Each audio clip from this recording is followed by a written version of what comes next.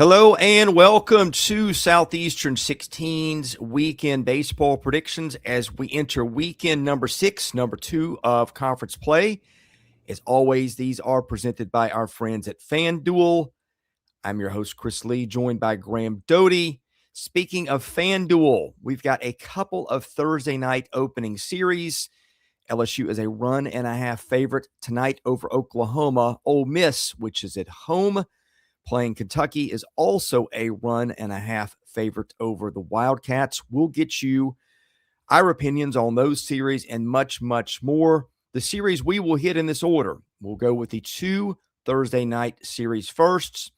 That is Oklahoma at LSU, followed by Kentucky at Ole Miss, and then we'll go the Friday series. We'll go in this order: Texas at Alabama, Georgia at Texas A&M, Florida at Alabama, Arkansas at South Carolina, Vanderbilt at Mississippi State, and Missouri at Kentucky.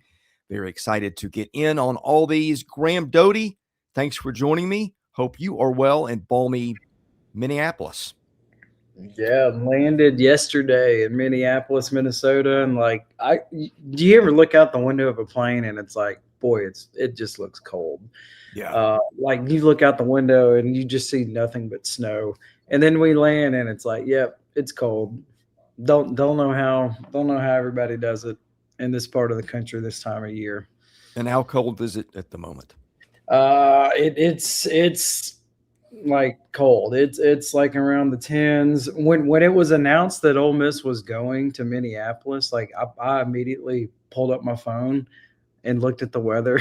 It was like, is this correct? Because it says it's going to be 0 for like 2 to 3 days. And it's just like, that is so foreign to me. I'm glad it is you and not me. We were hitting the 60s here in Nashville today, and we're starting to climb back up into the better temperatures. I think we might even hit 80 this weekend. But there will be no baseball in Nashville this weekend, but it will be hosted in 6 other cities. You know what? If you're cold, Graham, here's the thing. Home field apparel, man, their stuff not only looks great, it keeps you warm. I've been rocking this Montana State sweatshirt a lot lately. I was in my office, which is above our garage. It's a little drafty at times. And I was like, did I turn the heat on and not know it? And I checked and I hadn't. This shirt is so warm. It looks so cool. Home field apparel makes amazing stuff. I've been wearing all the stuff they sent us like there's no tomorrow.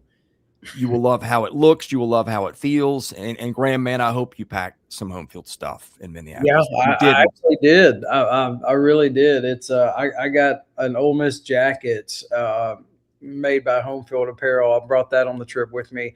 And everybody, if you are wondering, we did learn that for Chris, that what he's wearing right now, that is Montana State. It took us a minute, but we figured it out.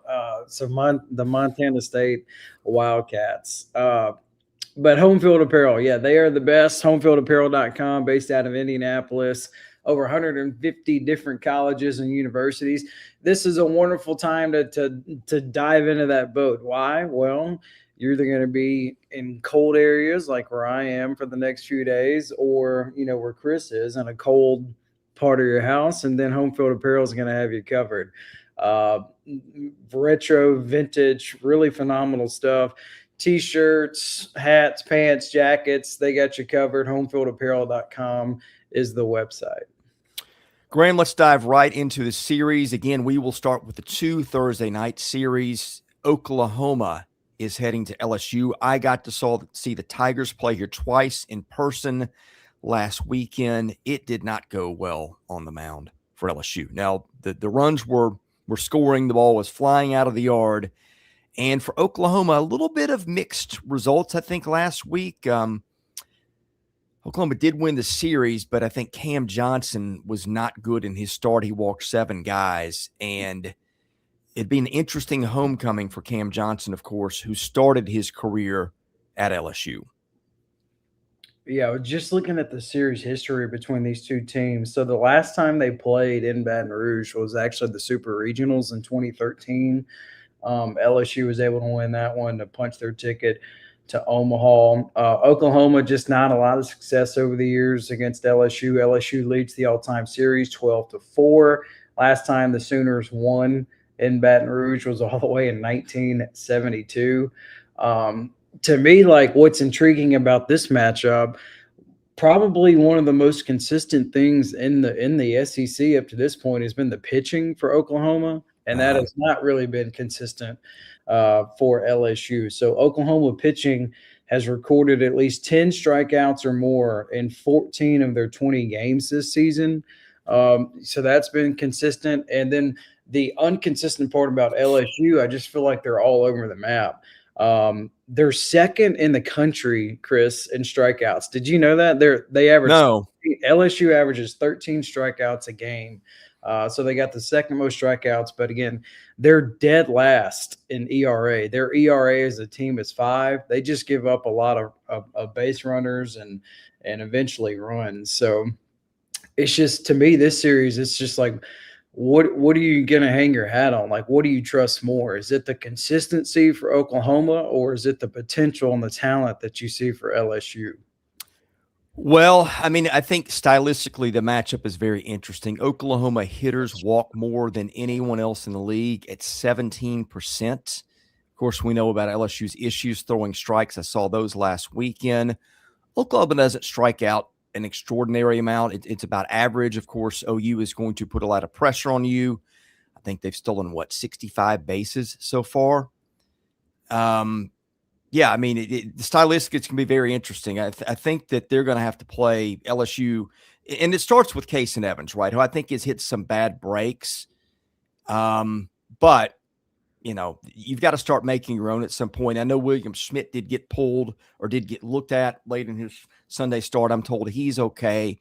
And Cooper Moore's got to be better than he was last week, and that was a little surprising. And Oklahoma started to leak a little bit pitching-wise compared to the way it started, but has played pretty well. Yeah. You kind of mentioned the availability report. Looking at it now, everybody for LSU is available, and then Briscoe Smith is the only person out for Oklahoma, one of their pitchers. So, boy, this is a really fascinating series, isn't it? Because like if you're LSU and this one doesn't go your way, you are really behind the 8 ball. Like who envision you losing like your first 2 series to kick off SEC play? And then again, if you're Oklahoma, I kind of feel like the pitching has kind of been, or that they've been, as a team, they've kind of been one of the bright spots and really most consistent teams. By the way, I want to give a shout out to one of our loyal listeners, Jim in Arlington. He sent it to me on social media, Chris, the home field apparel. One of the things that they have for Oklahoma is like the jerseys that the Sooners wore in the 70s. And, yeah, I saw that. I thought they looked pretty good. You definitely don't see jerseys baseball wise look like that anymore. But I appreciate Jim showing us that for Oklahoma. What would you say, like, what are you looking forward to the most in this matchup? I think it's the Friday night, Case and Evans, Cam Johnson. I presume that's the direction they're going. That's the way both teams have started all year. An issue for LSU just doesn't have a lot of lefties that are getting outs right now. And man, Oklahoma, they go either way up and down the lineup. You've got a couple of switch hitters in Willits and Walk. I know Walk is really struggling so far. Branch is a righty. They've got options there. I think they're a little bit more left-handed heavy, and they're probably going to go that direction with the way LSU starts, which is probably going to be 3 righties on the mound. So I think it's just that thing of what does it look like on Friday and which team can mix and match against the other team's lineup better. LSU also a very left-handed heavy lineup in terms of its better guys in its order. Oklahoma's better lefties. They got 2 lefty starters for starters in Johnson and Rager. And Gavin Jones is a guy that's pitched for them a lot, not been great this year. In fact, their bullpen has been okay in terms of lefties, I guess, just not a lot of them. Collier's been good. But after their starters, it becomes a lot more right-handed heavy. So I think just the platoon matchups are going to be something that's interesting for me. We do need to allude to the fact Chris Stanfield is going to be back. Like he came back in the Vandy Yep. series. Like, seems like he's, finally starting to get healthy for LSU. So that comes at a good time. An intriguing part of this matchup this weekend, Chris, it's the stolen bases. Oklahoma leads the SEC in stolen bases. They're towards the top of the country in that category. LSU has only thrown out 5 base runners this season. So Goodness. what does that matchup look like? I think that could be a huge factor this weekend. Yeah, well, and when you're struggling to throw strikes, the last thing you need is a bunch of guys on first base who can take second in the blink of an eye. Right, exactly. Are we ready for picks? Yeah, let's do it. You go first. I'm going Oklahoma 2 of 3. That's kind of my gut is telling me that too. Now, if this was in Norman, I would definitely take Oklahoma and like not feel really all that bad about it. But it's since it's in Baton Rouge, a place that Oklahoma doesn't really have a ton of success in, and you kind of get the sense and a feeling that this LSU crowd, they're just going to try to do their best to will the Sooners or LSU to a victory. This one is tough. I'm going to go with my gut, and my gut says Oklahoma. Okay. We'll take 2 out of 3. Just You because threw me a curveball. I'd already written down that you were taking LSU by the way you were talking there. Yeah, well, it's just who's playing better right now. Oklahoma's playing better, but just the fact that this is in Alex box, that's like the only pause and hesitation I got. But just give me the Sooners. And this is their first true road test of the season. Like, they've played like 1 million home games already. So this is really their first time to leave the state of Oklahoma and play in a true road environment. So how will they handle that? That'll also be key. Yeah, no, they have played neutral park environment already, of course, in Arlington. But yeah, looking forward to this series. And of course, this one starts tonight. So does Kentucky and Ole Miss. And I believe you've got an update for us on Cade Townsend. So let's hear that. Yeah. So remember, as you just said, this is a Thursday, Friday, Saturday series. It was announced, I think, late Monday or early Tuesday. So Cade Townsend, he posted on social media like a picture of him in the dugout and the words LFG. And so when he did that, Ole Miss fans were like, okay, like maybe this wasn't as bad as we thought. And then Mike Bianco, he did say this week that there's no tears or anything with Cade Townsend. He just has to rehab, and he's essentially day to day. So yesterday, announced like Hunter Elliott game 1, game 2 is to be determined, and then game 3 is Libert. So you got your game 1 and game 3. Those two have been the same since opening day, and then right now the question mark is going to be game 2. I would be, this is me, I haven't asked anybody, I haven't really talked to anybody, but I would be surprised if it is Townsend for game 2, because like that's, he normally goes on Saturdays, so this would be a day earlier, and then just after everything that happened. This is a guy who's ESPN's draft guy. Is it Keith Law? Yeah, I think so. He's got Cade Townsend as like a top 10 pick already. So, oh man, I think Ole Miss is going to treat this like super cautiously, which they should. So I'd be blown away if we see Townsend this weekend, maybe down the road sooner rather than later. But I think that's what you're looking at pitching wise. Sam wants to know if you're in a robe, by the way. I'm not in a robe, Sam, but he did guess correctly. Sam, that like your hidden talent is figuring out hotels, like what hotels people are in. So yes, this is the Marriott in downtown Minneapolis. Not in a robe. Not in a robe. Yeah, another, speaking of injury updates, Tyler Bell has played 1 game each of the last 2 weekends for Kentucky, did not play the midweek this week. So I was Googling for an update on that before the show, didn't find one. I'm guessing maybe Bell is going to DH 1 game and see how it goes. But that's a big absence for Kentucky. Kentucky's 19-2. I think there's a little bit of noise in the numbers. What'll be interesting is Ole Miss with Elliott. He's a lefty, of course. He's great at holding runners on base. It's a very predominantly right-handed hitting Kentucky team, although Hudson Brown has maybe been their best hitter so far.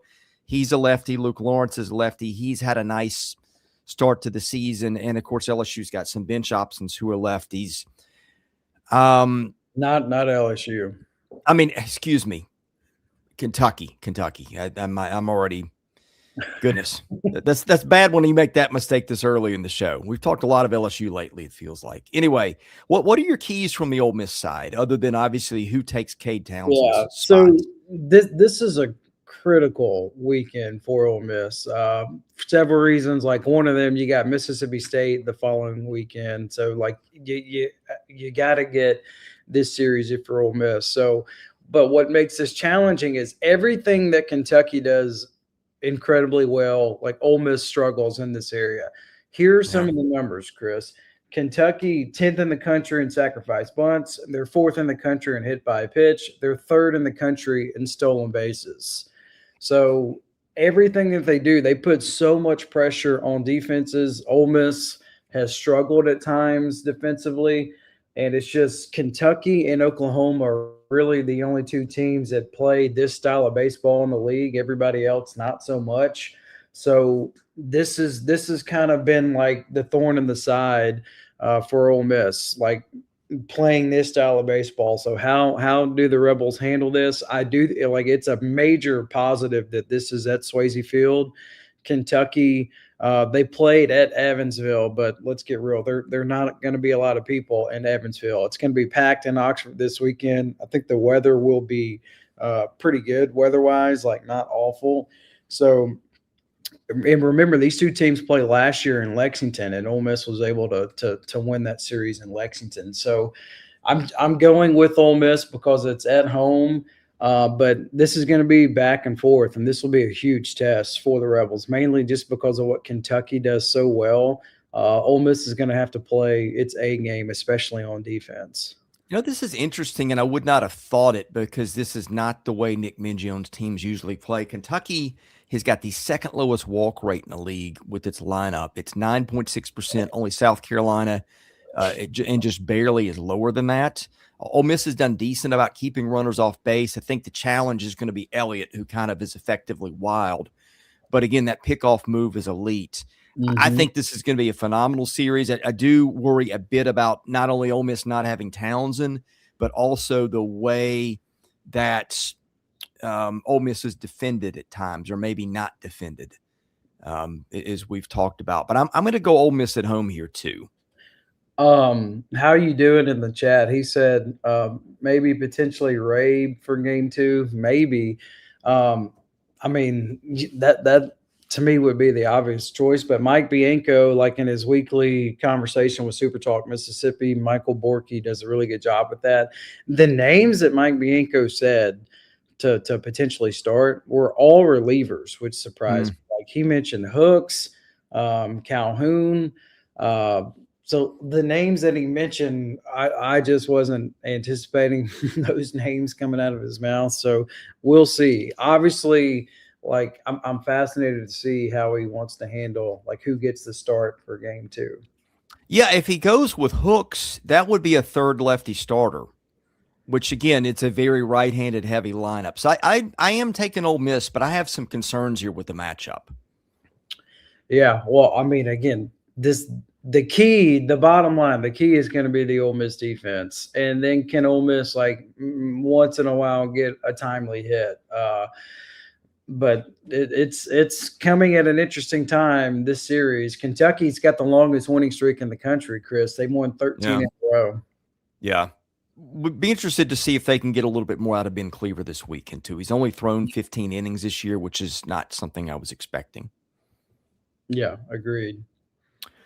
Okay, next up, we will go to, I think this is the series of the weekend, Texas going to Auburn. And spoiler alert, I think whoever wins this series is going to be number 1 in our power rankings come Monday. Yeah, they were 1 and 2, right, on Monday? And I could argue that Texas has cracked a little bit late. You know, that's going to happen. Texas was playing so well. There was kind of nowhere to come, but a little bit down off that. But I might even argue that Auburn is the best team in the SEC right now.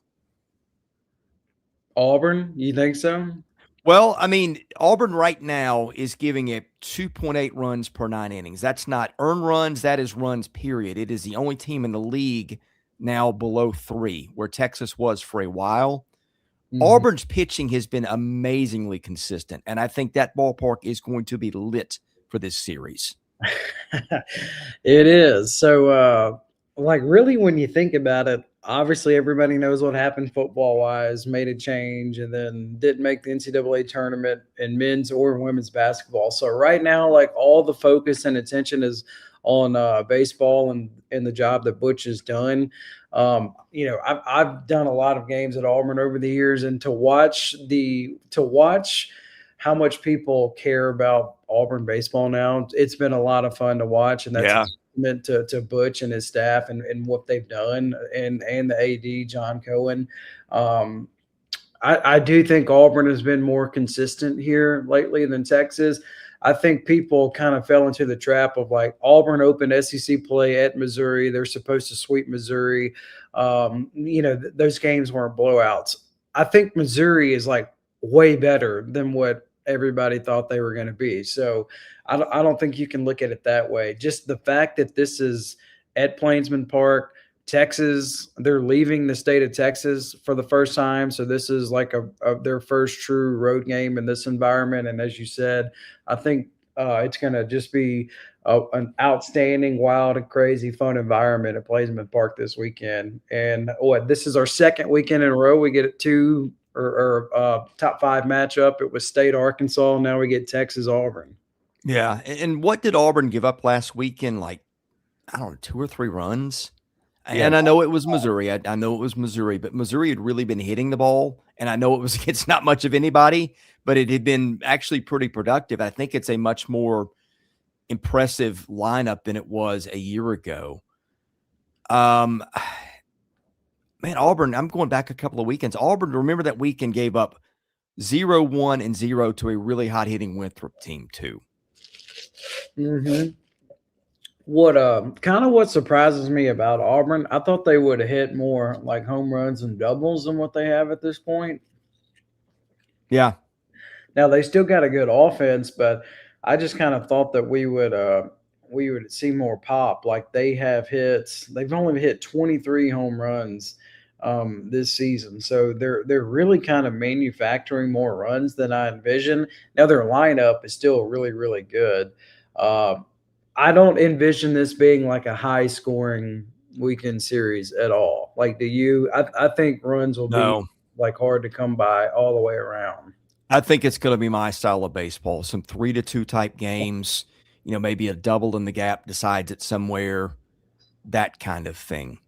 And I think if you're Texas, like you get like Ruger Riojas, like he's got to get, that was probably his worst outing of the season against Ole Miss. So like he's got to get going, and then like you got to give Texas props. A big reason why they've been number 1 consistently in our power rankings is what they have pitching wise, especially with like starters for games 2 and game 3, especially game 3.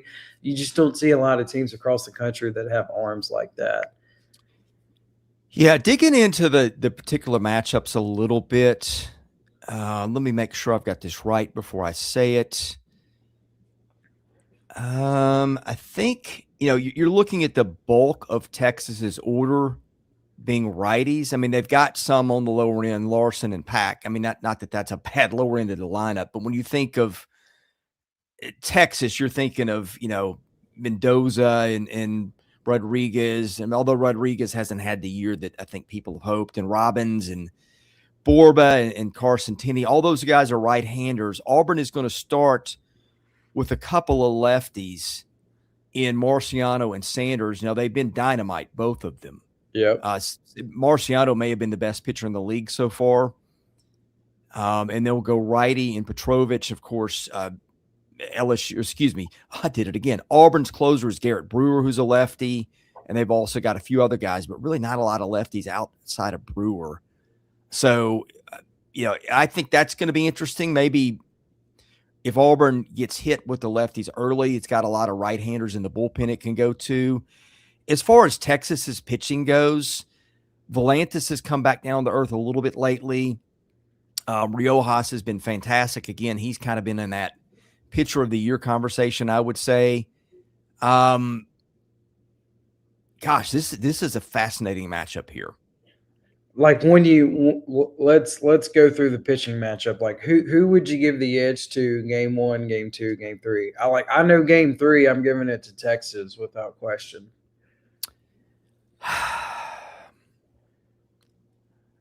I need to give that some thought, to be honest with you. I think game 1 and game 2, that's a fascinating conversation of like that debate and breaking down like who you feel is better. I don't think game 3 is a debate. Like give me Volantis for game 3. Yeah, I mean, gosh. Petrovic has been really good, though, man. He's got a 2.03 ERA. Striking out 30% of the guys, walking or hitting 6%. I mean, they've been pretty electric, too. I know Texas,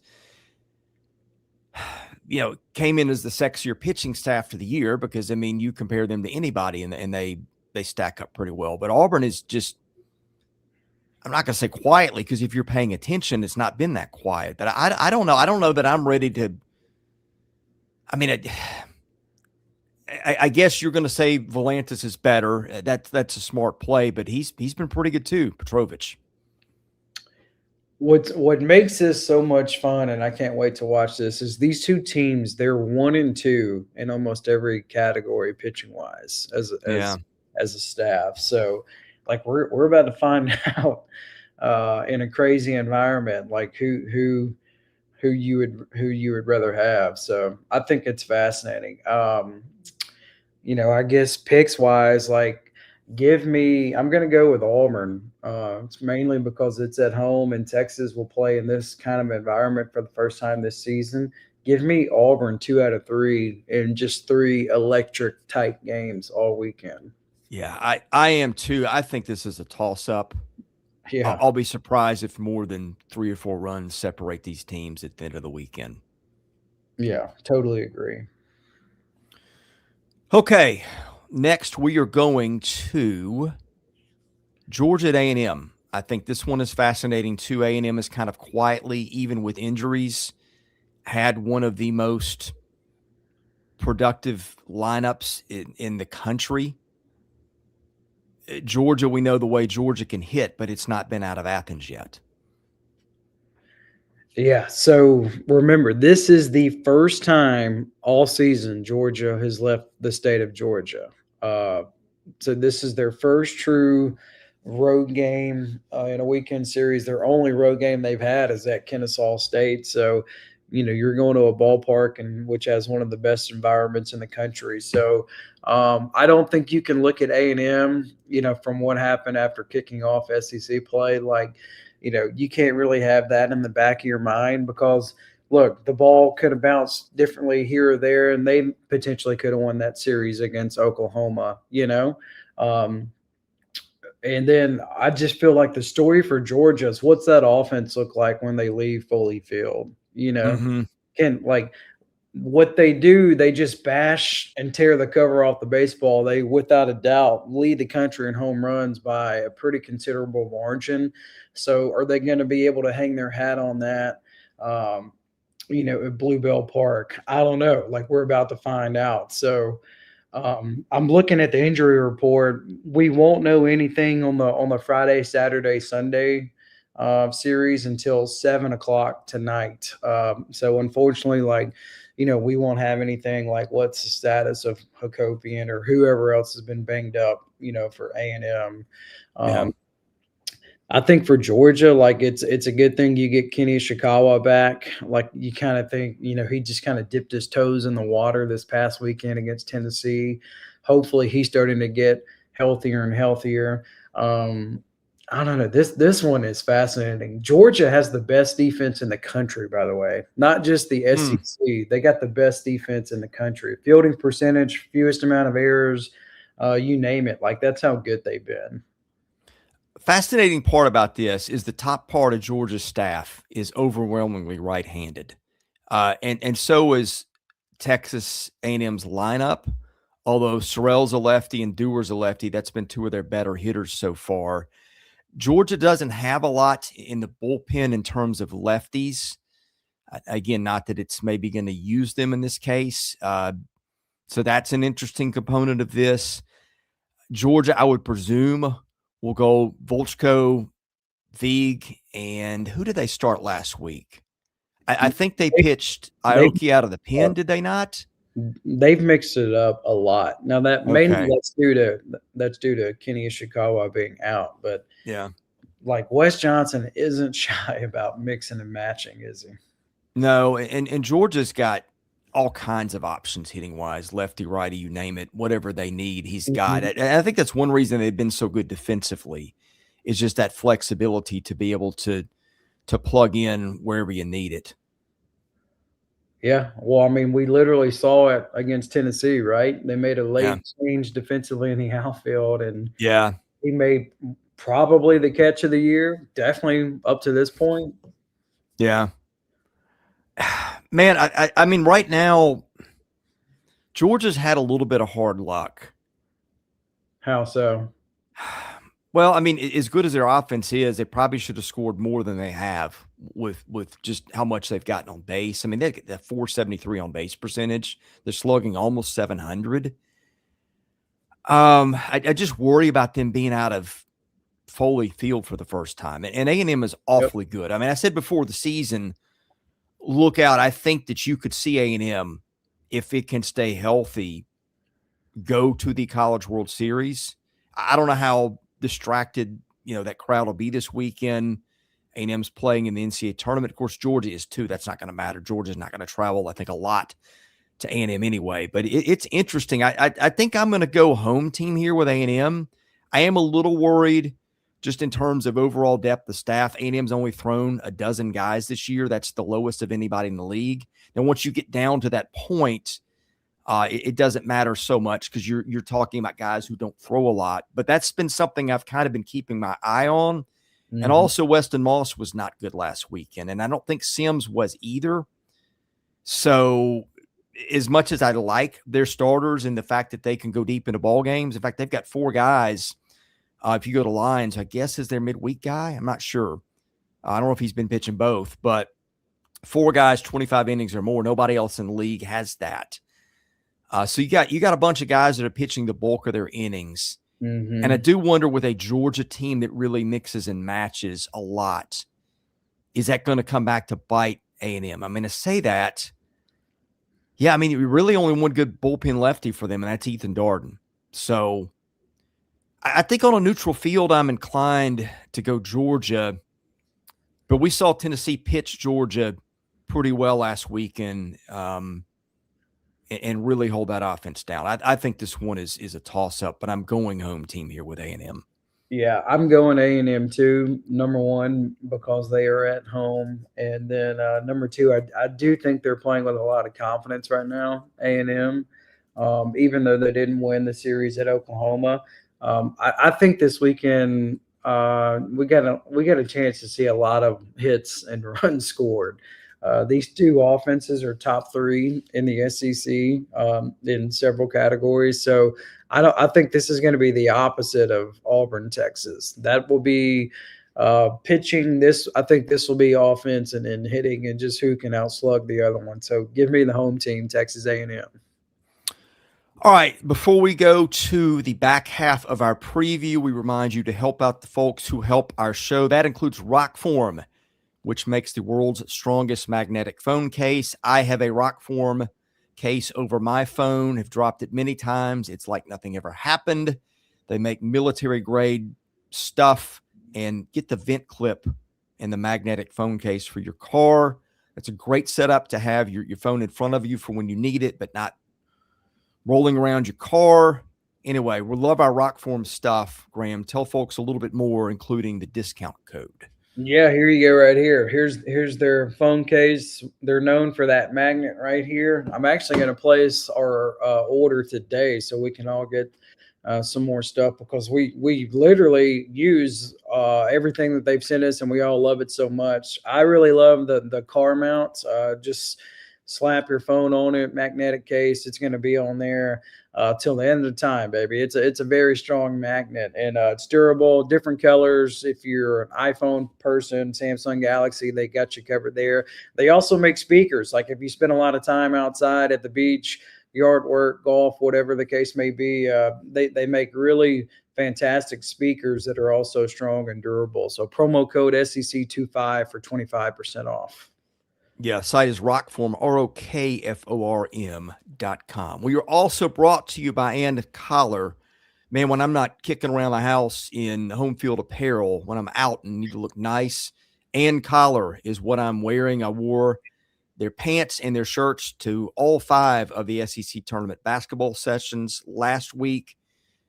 Felt great. They were so comfortable when you're sitting down all day. You want to wear comfortable clothes, and man, their stuff is just fantastic. It is my new favorite line of, dress casual kind of dress clothing items. I mean, I wear their stuff to church every week. They just, you can't beat the stuff that And Collar makes. Yeah, been a fan for a very long time, and the moneymaker is the wrinkle-free, stain-free, all of their products. But their shirts are great, look good, feel good. They're going to last a long time, and as I said, wrinkle-free, stain-free. They also make ties, pants, you name it. They make really, really good stuff. Business casual, if you need to wear a suit, you can pop on one of those shirts as well, and you're going to look the part. Promo code with that one is SEC16 for 16% off. We are also brought to you by our friends at Icon Wallets. I've got an Icon wallet now. I've been using it for about a month. We'll never go back to something else. It's just a more modern wallet. It holds your stuff better, and I think our audience is going to love theirs as much as we love ours. Hey, I just talked to Logan this week. So new information. If you're an Oklahoma fan, if you're a Missouri fan, they just got the agreement with those 2 universities. Nice. So 2 more SEC schools in the back pocket. If you're a Mizzou or Oklahoma fan, I know we have a lot of Oklahoma baseball fans that watch us. Or also, like if you play a ton of golf, like they make golf equipment, mainly like divots and everything. So if you're on the golf course all the time, check out their golf items that they make on the golf course. Wallet-wise, they make 3 different kinds of wallets, different styles, different colors. The leather looks good. It's going to last a long time. You can barely feel it in your back pocket. Icon Wallets. The website is icon-wallets.com. Promo code SEC16 for 20% off. Also brought to you by ZILKER belts. I'm about to put in an order and upgrade my belts here. Oreo's about to get an upgrade with a dog collar and a leash. They make fantastic stuff as well. They do. I need to double check with my wife. I got the email that it was delivered yesterday, so hopefully you'll be getting yours relatively soon, Chris. But 2 SEC grads make it. One went to Texas, the other one went to Florida. They are based in the great state of Texas, Austin, Texas, to be exact. Their belts are fantastic. Whatever your favorite SEC team is, go to the website. They got the color scheme for your favorite team. And as Chris said, they also make dog collars, dog leashes. They're in a bolo ties if you're a bolo tie guy. So they make really great stuff. It looks good. It is going to last a very long time. You won't find a better made product than what they do at ZILKER belts.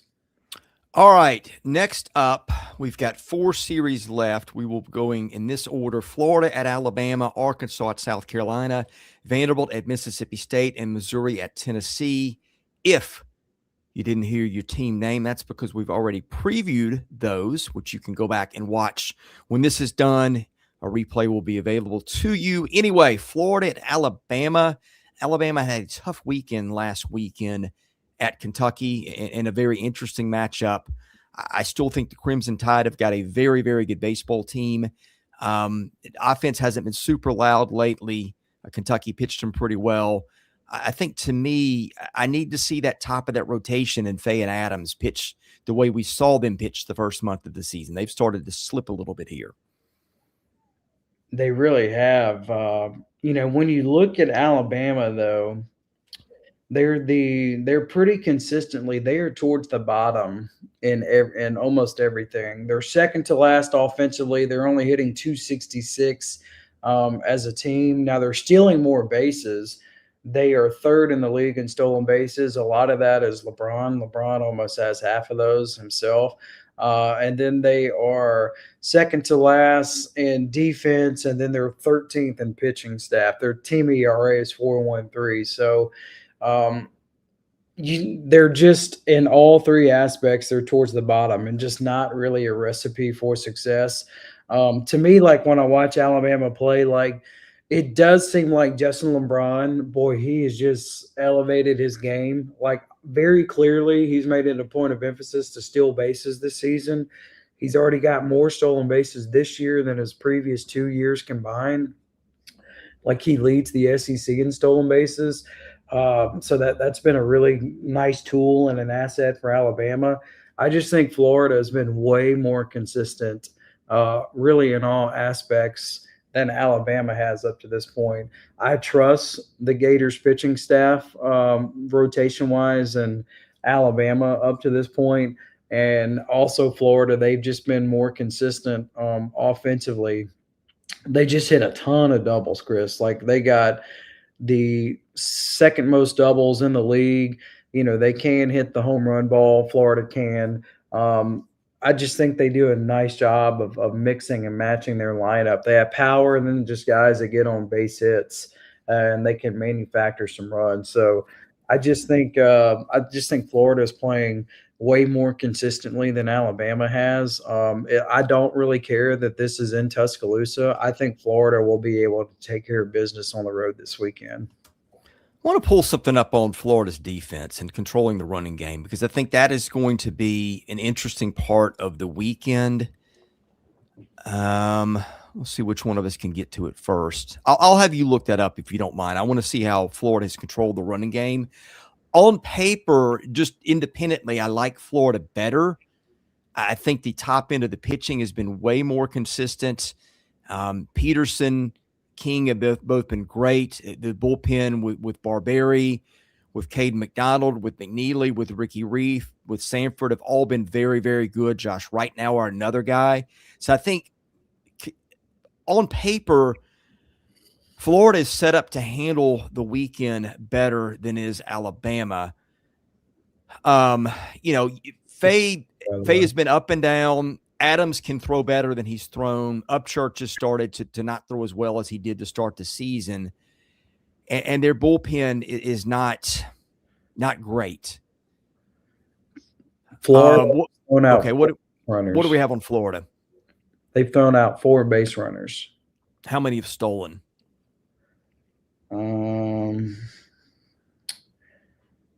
22 attempts. They've thrown out 4. So what's that, man? Okay. That's not awful, but it's not great either. Here's the other thing. Lefties in the Alabama lineup. You're looking at Fowler, who's having a nice year. You're looking at Brady Neal, who's having a nice year. Brendan Holt having a nice year. Johnny Lim. Justin Osterhaus. And Florida is predominantly right-handed in its staff. Again, you've got one lefty here in Ernesto Lugo Conchola, who's been elite, but that is it. Then you're looking at Jackson Hoyt and Eli Blair, who have not been good. So on paper, Florida's a better team, but I do worry a little bit about the platoon end of the situation here. Fun shortstop matchup to watch all weekend long in this one. Wouldn't you say?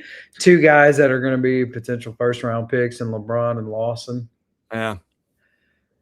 So that's the matchup I want to watch. But again, I just think Florida, when you look at their pitching numbers, they're third in the league, only behind Auburn and Texas. We just touched on how good those 2 teams are on the mound. And then I just think Florida, they just got more weapons in their lineup. Like Alabama, the scoring runs part, which is obviously a big deal to try to win some games. Again, when you're 15th in the league with a 266 average, and that's just kind of where you hover in all different offensive categories.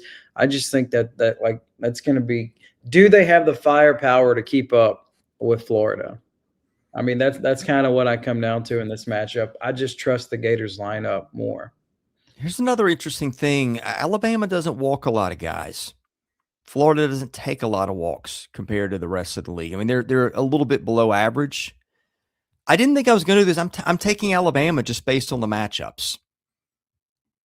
Are you? Yeah, I know you've seen Florida a little bit uneven at times, and I do think Alabama's due to play a little bit better.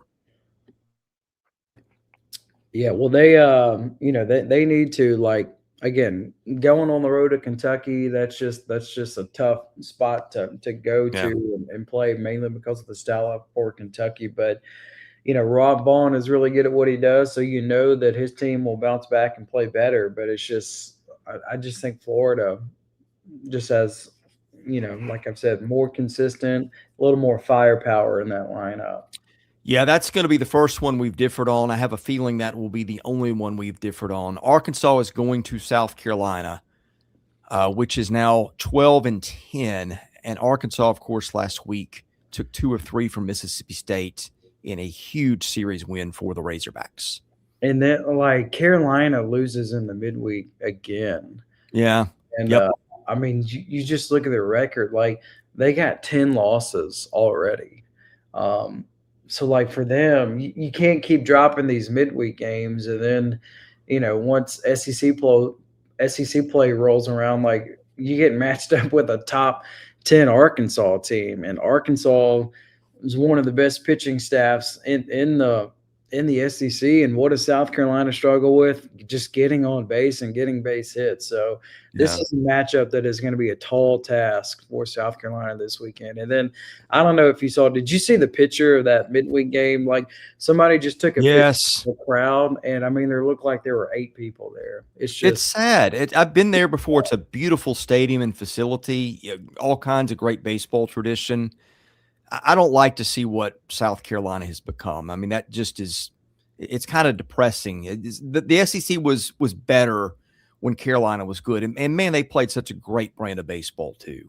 They did. I mean, like, when I was growing up and when I was in school, it's like you did not want to play South Carolina. No. Like, they always had – Chris, they always had a first baseman. I mean, they had like 3 in a row that made the big leagues. A shortstop, and then like an outfielder. Center fielder, that Jackie Bradley, who played in the bigs and I think maybe won a Gold Glove there. Yeah, and it's like they were always loaded. And then, like, guys that you remember how good Roth was when he was at South Carolina.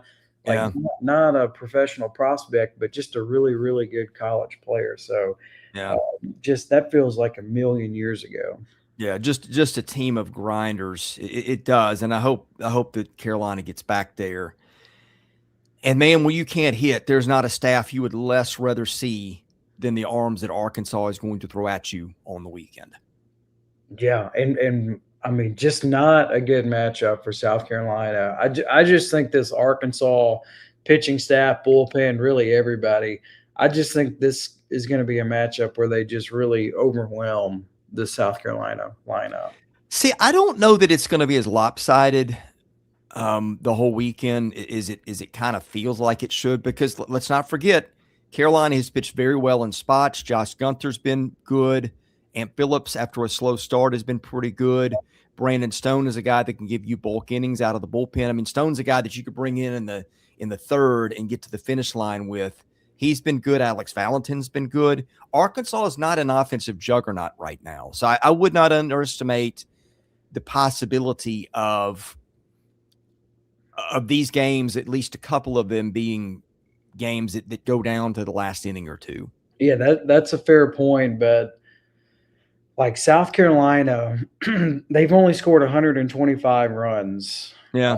This season, and then Tennessee is the second fewest. They're at 141. And then guess who has the worst defense in the league? It's South Carolina. They've got over 30 errors already. So I just think it's your point, especially for Friday nights, with who South Carolina is going to roll out there, Gunther, like that guy is a legitimate Friday night ace. Like he could pitch at several different spots around the league, but really outside of him, I just think Arkansas, they got way too much, for anything that South Carolina is going to have. So I just think South Carolina potentially looking at another long weekend. Yeah, I think the key for them, the top of the order, the pitching is good enough that it can carry Arkansas. The bottom of the order has not been great so far. Their main 7 or 8 arms, I contend, that are still as good as anybody's. Now, you'd like to see Gabe Gackle get a little better. He's got a 2.73 ERA, but really some of the underlying numbers suggest he's not pitched that well. On the other hand, man, they've got arms coming out of their ears. They can lefty you, they can righty you, they can get you any way that they need to get you. Picks. I'm going to go Arkansas, but I do think Carolina can win a game here. Same. Give me Hogs 2 out of 3. Okay. Next up, boy, this is one that I would have thought would have been a much better series to start the year than it is now. That's Vanderbilt going to Mississippi State. Vanderbilt still just cannot get arms healthy. It lost a midweek game to Indiana. I think the offense is really starting to press. Vanderbilt had 5 doubles and 9 hits against Indiana. Got the leadoff guy on several times, turned that into 1 run, which is hard to do. Vanderbilt can really, really hit, but it's like they feel like they got to score a couple of runs every weekend. And I think their guys, if they're not hitting it at, if they're not hitting out of the park, they're having trouble scoring some runs right now. Yeah, they really are. By the way, Sam is asking in the chat. No, we haven't discussed Tennessee, Mizzou yet. We'll get there. To me, like the big storyline in this one, so midweek game, Mississippi State played Jackson State. Ace Reese hit a foul ball off his foot.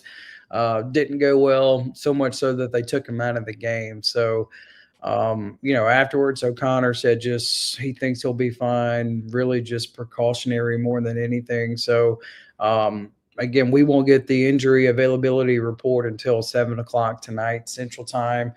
I expect Ace Reese to go. But I mean, even if he didn't, I would feel really good about Mississippi State.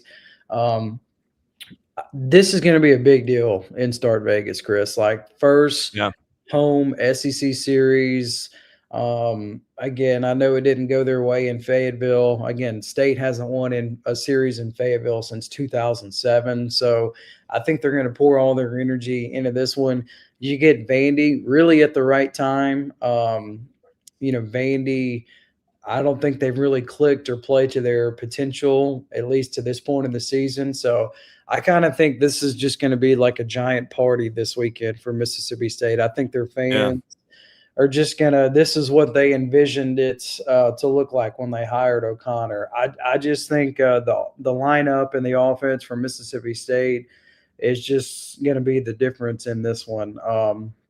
Now, look, Vandy can hit home runs, like they're top 5 in the country in home runs, but I just think State, they got more people to work with. They have a legitimate, 15, 16 guys that can really start and play anywhere.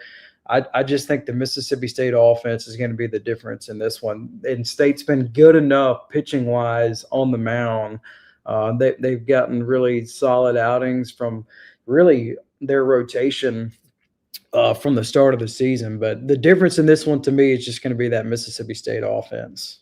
Well, I think the difference to me is the Mississippi State pitching because Vanderbilt is not throwing strikes. I think Vanderbilt has one left-hander who's going to throw this weekend.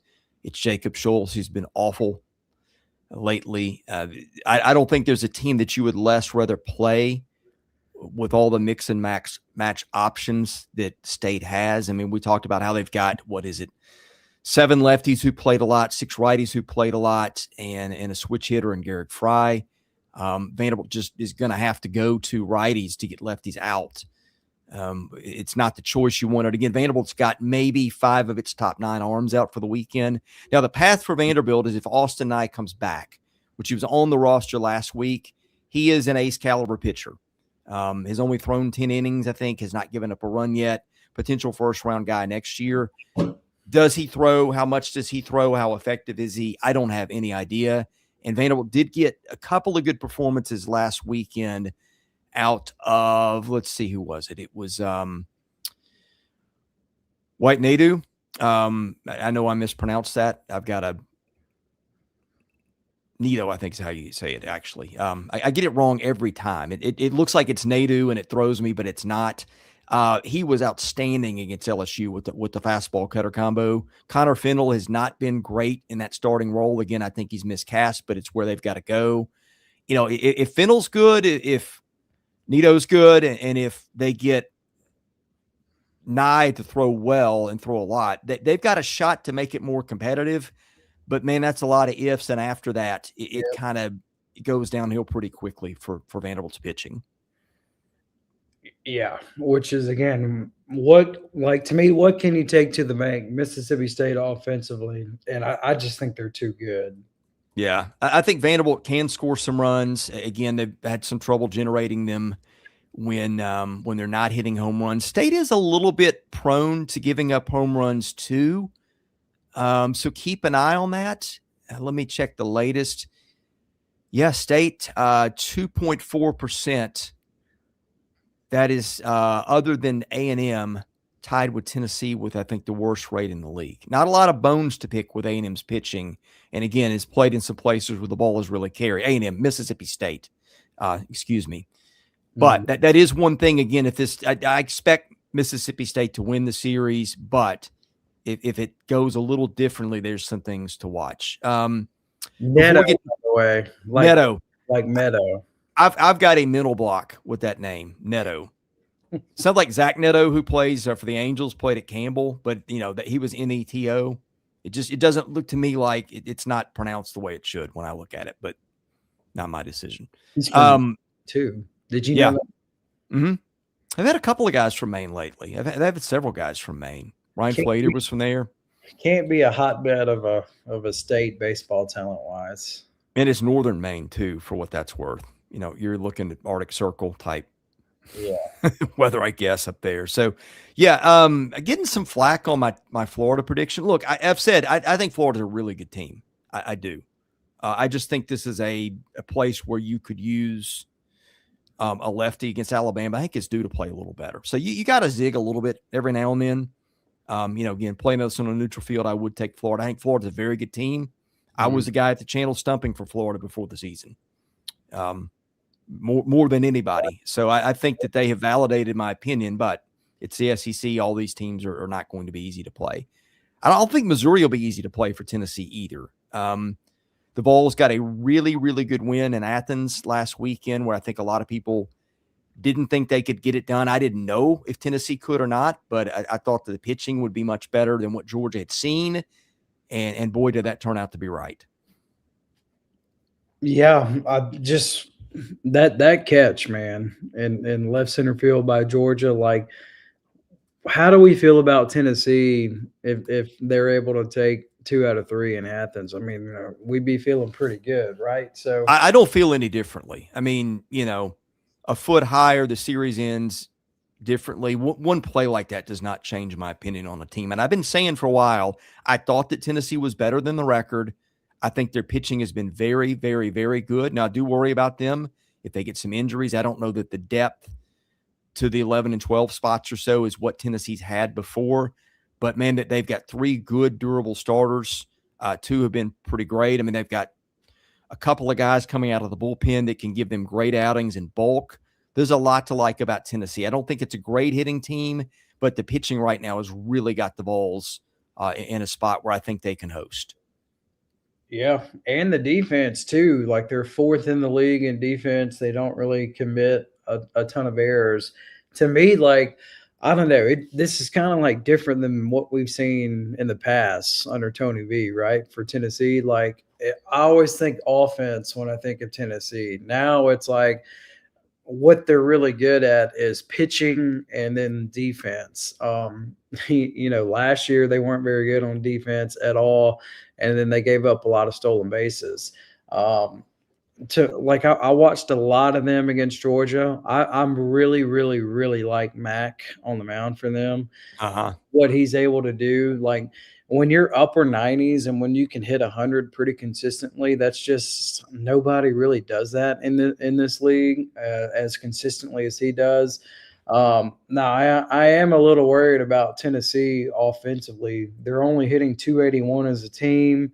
They're going to hit more doubles now, more than home runs. They got the second most doubles in the league, and home runs are kind of coming here and there for the Vols. They don't steal a lot of bases, only 13 stolen bases in the SEC. That is the second fewest. So to me, like, this team is built around pitching and then defense. And when you're built around those two things, you're going to be in ball games, Chris. Like, you're going to be heavily in the mix. So, and on the other side, you got a Missouri team that offense has kind of been the difference maker for them against opponents this season. But give me Tennessee at home. Not only are they at home, but I think on the mound is going to be the difference maker in this matchup against Mizzou this weekend.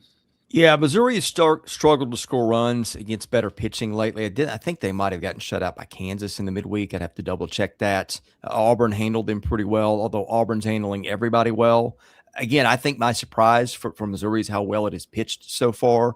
Now, I think once you get deep into the weekend, the bullpen can get ugly. But Kellen Brink, McDevitt, Pimental have all done well. The first and last are lefties.